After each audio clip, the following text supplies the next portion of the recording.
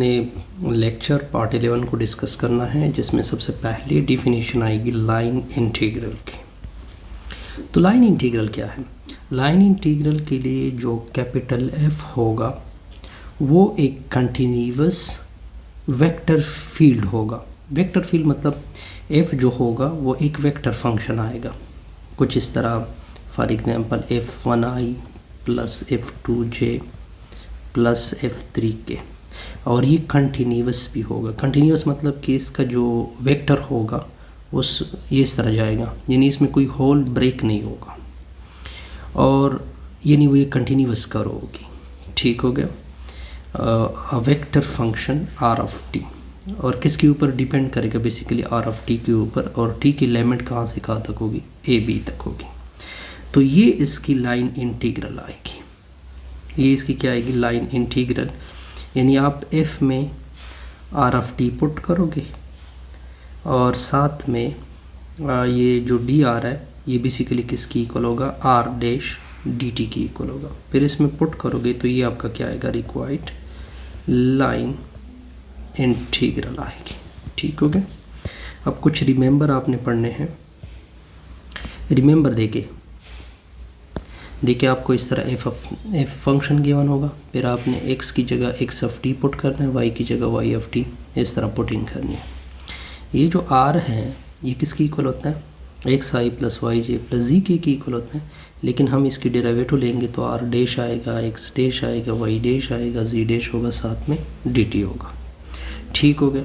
इसका मतलब ये पूरा r डैश आएगा, साथ में क्या आएगा? dt आएगा। ठीक हो गया। अब इसके ऊपर एग्जांपल करते हैं, तो एग्जांपल से हम ये चीज़ अब देखिए सोल्यूशन देखिए। फाइंड द वर्क डन, यानी वर्क डन आपसे मांगा जा रहा है, लेकिन वर्क डन किसकी इक्वल होता है? वर्क डन का फार्मूला होता है integral c dot f dot dr। ये वर्क डन का क्या होता है? फार्मूला होता है, यानी हमने ये फाइंड करना है। This is called equation number 1। अब अगर आप देखें ये आपको लिमिट गिवन है। क्या गिवन है? लिमिट। तो फार्मूला कुछ इस तरह से हो जाएगा, w इक्वल टू करो कि लिमिट क्या गिवन है? 0 टू पाई बाई 2। ये f डॉट dr होगा। अब आपको f गिवन है, f की वैल्यू क्या है? X square i minus x y j, और r की वैल्यू क्या गिवन है? r की वैल्यू गिवन है cos ti plus sine t j. मैंने आपको बताया था कि r यानी x की जगह x की वैल्यू है cos t, y की वैल्यू है साइन t, ये इधर पुट होगी। तो f इक्वल टू एक्स की जगह cos t यानी cos स्क्वायर टी आई, और x की जगह cos t आएगा, y की जगह साइन t,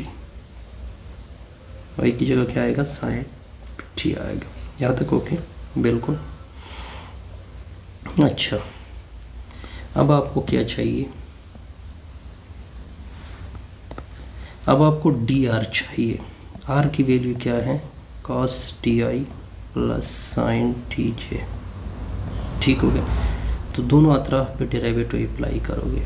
cos की derivative minus sine t i, साथ में dt भी आएगा। cos की डेरिवेटिव, साइन की डेरिवेटिव cos t। ठीक हो गया। साथ में dt आएगा, साथ में j आएगा। dt कॉमन करोगे तो माइनस साइन t आई आएगा प्लस cos t j आएगा, होल में क्या आएगा? dt आएगा। अब आपने इन दोनों का डॉट प्रोडक्ट करना है, क्योंकि यहाँ पे डॉट प्रोडक्ट भी है।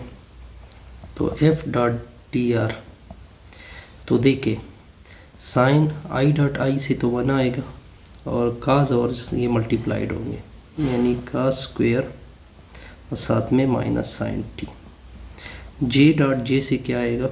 j डॉट जे से, इधर j भी है, j डॉट जे से 1 आएगा, तो cos माइनस cos और ये cos, तो ये माइनस cos स्क्वायर आएगा। ठीक है, साथ में क्या आएगा? साइन t आएगा, साइन t, और j डॉट जे से क्या बन गया? 1 आएगा, साथ में क्या आएगा? dt आएगा। ठीक हो गया। अब आगे देखिए, तो f डॉट डी आर की वैल्यू ये माइनस यानी कॉस स्क्वायर टी साथ में sine T minus cos square T sine T whole में क्या आएगा डी टी आएगा। लेकिन दोनों तो एक जैसे टर्म है तो दोनों ऐड होंगे, तो -2 cos square T sine T आएगा, साथ में होल क्या आएगा डी टी आएगा। अब वर्क डन किसकी इक्वल था, 0 to π/2 था। अगर आप ऊपर देखें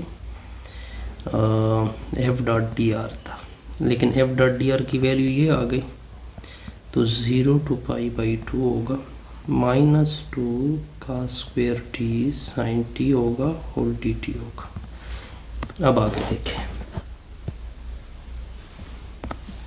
अब देखिए -2 बार चला जाएगा, 0 to π/2 होगा, cos square T sine T होगा, होल में क्या आएगा डी टी आएगा।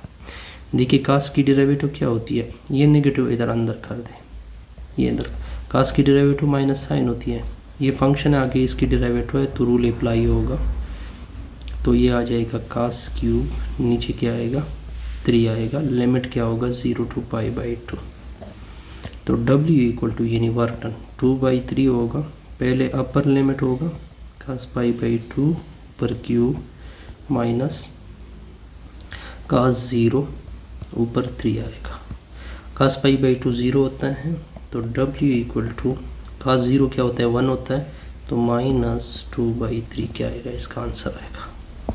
अब ऊपर मैं इसका रिज़ल्ट देखता हूँ जी कि हमने कोई गलती तो नहीं किया, -2/3 बिल्कुल एग्जैक्टली ठीक हो गया। अब इसके बाद एक नोट आ रहा है, तो नोट को देखिए एफ डॉट डी आर, और ये तो ऑलरेडी मैंने आपको बताया था कि इस तरह ये इसकी इक्वल था, ठीक है। अगर आप ऊपर देखें यानी integral C F dot D R का रिज़ल्ट मैंने कुछ इस तरह से लिखा था, F dot T D S, असल में सारों में डॉट होता है, आपको ये बताया जा रहा है, ठीक है। Integral with respect to R claim R unchange with notation is reverse is still true. मतलब ये बना कि अगर फॉर एग्जांपल अगर आप करो कि इस साइड पे जा रहे हो या उधर से आ रहे हो, तो ये दोनों इंटीग्रल आपस में क्या होते हैं सेम होते हैं, ठीक हो गया। इससे हमारी ये वीडियो क्या होगी कंप्लीट।